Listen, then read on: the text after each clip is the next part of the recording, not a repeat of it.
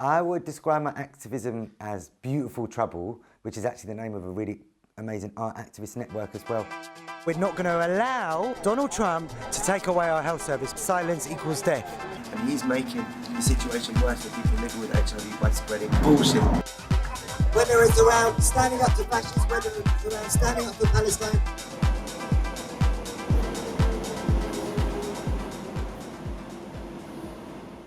My name's Dan, I'm from London, but I lived in Glasgow for a long time. The last 7 years, a lot of the focus of my work has been LGBT activism and sexual freedom activism as well, which relates to HIV and stuff like that.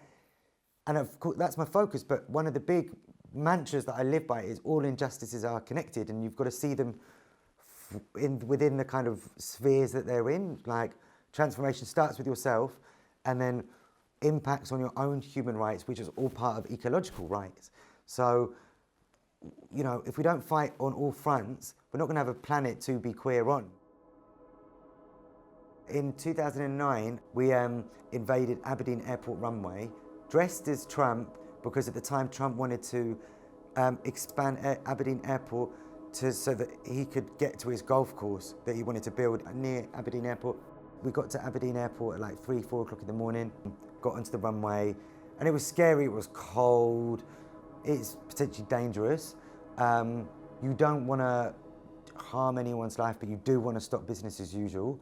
Got onto the runway, and I used the old classic of fencing, which we tied together, and we were inside the fencing, so it's more difficult for the police to get in. And D-locks, where you're attached to each other in big arm tubes, and set up a little golf course in the fencing that we were in. So that was the practical tools that we used, and we were on the runway for about 7, 8 hours, and then were finally arrested. So it's not just the airports that we were challenging for their expansion, but the industries who are pushing for their expansion. For me personally, I want to attack the systems which perpetuate it rather than individuals who want to have a holiday. So it's increasingly difficult to take direct action, but I'm really glad we did that. We were in court for about a month after in Aberdeen. We used the laws of stopping a higher crime and the right to protest, the right to freely express ourselves, and got off in the end. But it'll be more difficult now. All 4 of my grandparents were Nazi Holocaust survivors, 2 from Poland, 2 from Germany. And like a lot of Jewish and other Holocaust survivors, they came to the East End of London. War survivors come out with their stories of survival to their grandchildren before their children, because they try and protect their children. So from the age of like 10, it was deeply embedded in my psyche about the whole principles of never again, ever. My granddad, he was in a labour camp in Siberia. My German granddad, he was the luckiest. He got on something similar to the Kinder transport from Berlin to London and ended up in Manchester. And then my German nan, she was in hiding nearish to Anne Frank for years, and we're still dealing with the aftermath. My main kind of journey into activism is because I grew up as such a Jew. Everything was Jewish, everything was related to what happened to the Jews, look what they did to us. And then when realising that I was also not just a big Jew, but a big gay, that there was a discrepancy between, well, what happened to the other victims, the other survivors, the gay community, the Roma community, people of colour, the activist community. So then I thought, well, how come we're always talking about what happened to the Jews, but not what happened to the gays, and I can't come out and be myself? When I was younger, there was 4 young people my age in synagogue who killed themselves by the age of 14. So it was brutal. So me and my mates who survived that, we used to call it running from the synagogue to Soho, which was my sanctuary. Then I slowly started learning about people and movements who fought back against cultures of silence which still oppress people. After a lot of partying in Soho, and then finding out about the relationship between protest and partying.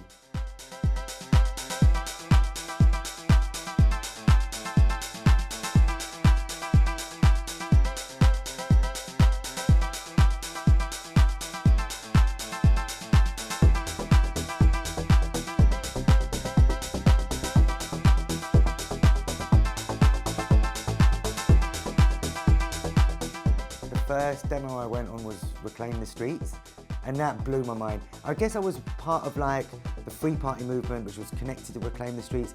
Free partying was a protest in itself, it's reclaiming public space for the public good rather than corporations. I actually remember seeing on a toilet wall in a Free Party a poster for stopping the arms fair, the dicey arms fair in East London, and then being like, oh, what's this? Finding out about the anti-war movement, and then slowly getting involved through that way.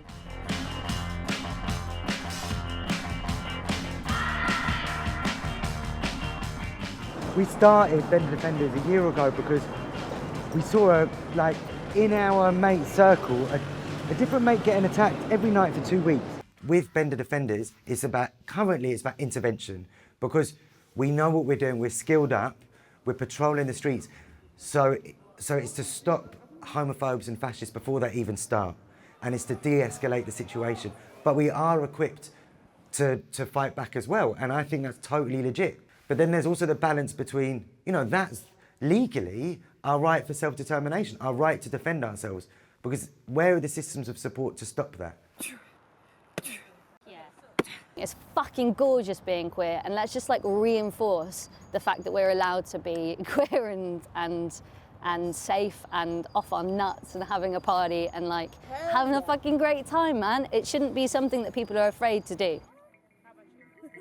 And Bend the Defenders is not about making people scared or making people think that they have to be careful. It's about just having a body of people who are like, let's just make sure that we're living the joy of being in a queer space. Okay.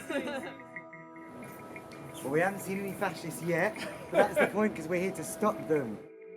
So one of them tried to punch me, and then I just lamped him back and he passed out, and then his mate started laughing at him. Because what are you going to do? You could just be flawed? Conflict is important. We shouldn't avoid it, because then we internalise it and get repressed and all resentful. Because there's conflict in the world, we can't shy away from it, and it's not going to shy away from our movements, our relationships, our connections. So it's how we deal with conflict is the most important thing. I think art, for me, is survival, is a tool for resistance. It's also a really effective way of challenging the oppressor, of swiping the carpet out from under their feet, because they know how, whether it's the police, whether it's the fascists, they know how to deal with demonstrations which go from A to B. They're used to that. What they don't know how to deal with it is a giant inflated balloon of fascists like Baby Trump flying over their heads. They don't know how to deal with that. Trump Baby was amazing. The idea was created and executed by some amazing friends who are also artists and activists. And the idea was to animate the kind of thing that we're all thinking, which is Trump has got a fragile ego. He acts like a baby, which is a disservice to babies.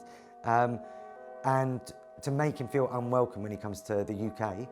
From like 8 in the morning in the middle of Parliament Square was the whole blowing the baby up and unveiling it, and it was huge.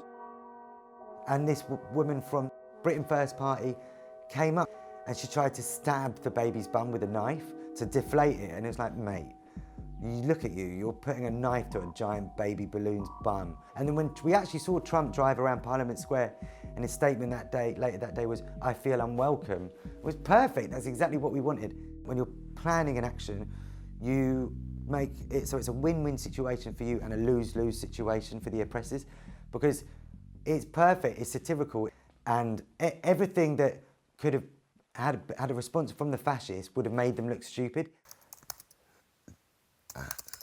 Cinema. So this is my 15th anniversary or hiversary of living with HIV. And if it wasn't for these activists in the 80s and 90s who challenged pharmaceutical greed and government inaction, intervened in the status quo, did their own research, worked day and night for years to get the proper treatment, not AZT, but the proper medication to save lives, I wouldn't be here. You know, I was naive, I was clueless when I got diagnosed. My only frame of reference was Mark Fowler. May he rest in peace and power. Todd Carty from EastEnders, who I'll never forget the day when he rode on his bike and left Albert Square. I didn't know fuck all about AIDS because of Section 28, because of the ban on the promotion of homosexuality in public institutions, by Thatcher, may she not rest in peace. And, oh, that's a bit brutal, but I think I agree with that. And at the very time when we should have been talking about sexual freedom and healthcare and reproductive rights, there was a ban on the promotion of talking about sexual freedom. So I didn't know fuck all about HIV and AIDS apart from Mark Fowler. And it wasn't until I had a great shag with my ex, Terry. And I remember vividly I went round to his house before we'd had sex and been like, there's something I've got to tell you. I don't know how to tell you. Oh, I can get a taxi if you want. I don't have to stay about. And he was like, what is going on? Spit it out. And I was like, and I was just a lot more tearful than this. I was like, I've got HIV. I can leave. I'm sorry. We don't have to sleep together. I can leave. Whatever. And he was like, don't you be so fucking patronising. It's not your responsibility to tell me about HIV and AIDS. It's my responsibility as a gay man, as a human being on the planet, to educate myself about HIV, because it's everyone's issue to deal with, not your own. Now get your fucking clothes off and get in my bed. And I was like, oh, okay. Then we had a great time, and in the morning, in bed, he was like, sit there, watch this. This is ACT UP. Watch this film. Read this about ACT UP. And my head was just blown. These are my meds. Usually, I have a UV yellow handbag as my meds holder, but because I'm traveling, I had to put them in this. Obviously, I don't pack lightly because I'm only actually traveling for 10 days. I just pour them out my handbag. These two are the only antiretrovirals, and one of them is, I still can't remember the names, and it's been 15 years, Truvada and something else. I think that's the Truvada one. That's the other one. This is cod liver oil, as you know, and this is vitamins. And I am so lucky just to take two, because, I'm so lucky just to take two. Back in the day, my mates who were on meds in the 80s and 90s, they had to shove them in the fridge, and if your lecky got cut off, they'd all be ruined. So the way meds have improved is incredible. I just take two in the morning. I've never really had bad physical side effects from my meds. It's the psychological side effects. I put it off for years. I actually got AIDS because I put it off for that long, that my viral load was so low, my CD4 was so high, it was the other way around, that the doctor gave me one last weekend to think about getting on the meds, and then I thought about it. I was really sick at the time, and then went back, and he was like, I looked at my actual blood levels, I was like, I've got AIDS, haven't I? He was like, yeah, get on the fucking meds. So it's the psychosomatic effects of getting on meds, which for me was more scary than the actual physical effects. One of my favourite actions was really simple, but was but effective. On World AIDS Day, we took half a ton of shit to UKIP, United Kingdom Independence Party's head offices in South London, in response to the particular comment that, frankly, the last kind of migrants we should allow into the UK are those living with HIV. They actually said we should be put into quarantine camps.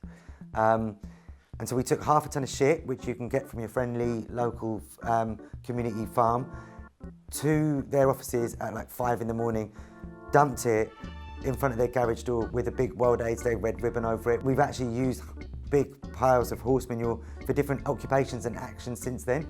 So it's fun. Don't bring it in a taxi. Get a friend to drive you there. But it was really effective. And the messaging, the other reason why I liked it is because when you're planning actions, the logic of the action has to be really clear. So when people see the front of the paper, they get it straight away.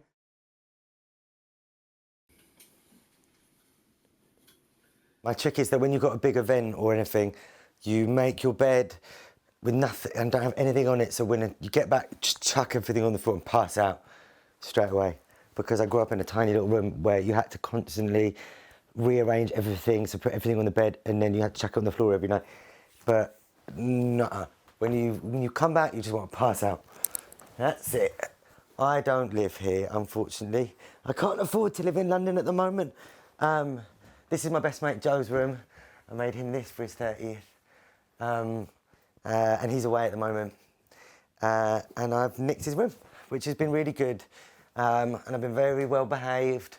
Not like last time I stayed here where I got in the doghouse for having great sex with some guy, I can't remember his name.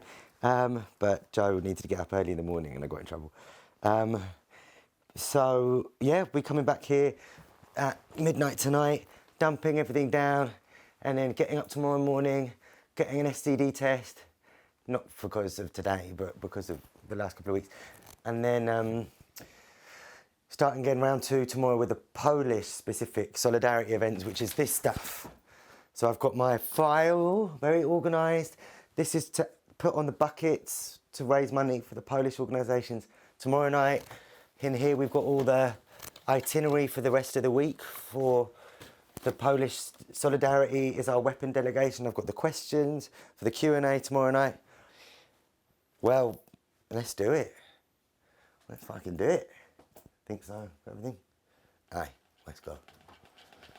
Every time you put yourself out there and take yourself out of home and put yourself out on the streets, being queer, being a person of colour, being trans, you're putting yourself in some kind of danger. You've got to weigh it up. What's more dangerous, turning in on yourself by isolating yourself or getting out there in force?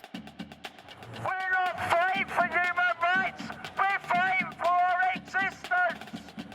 Who's straight? I'm straight! Who's straight? I'm straight! Who's straight? The struggle is long.